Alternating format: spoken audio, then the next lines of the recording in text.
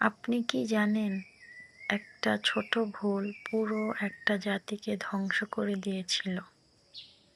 বিসমিল্লাহির রহমানির রহিম। আজ আমরা কোরআন থেকে এমন একটি বাস্তব ঘটনা শুনব যা শুধু গল্প নয়, আমাদের জীবনের জন্য সতর্কবার্তা। একটি জাতি ছিল, তারা ছিল ধনী, শক্তিশালী, উন্নত।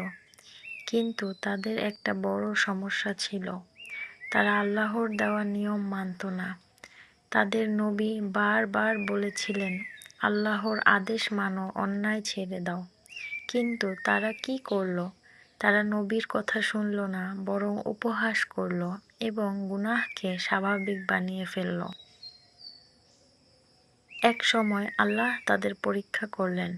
তাদের একটি নির্দিষ্ট দিন বলা হয়েছিল। সেই দিনে তারা কিছু কাজ থেকে বিরত থাকবে। কিন্তু তারা চতুরতা করে বাইরের ভাবে নিয়ম মানল, ভেতরে ভেতরে ভাঙল।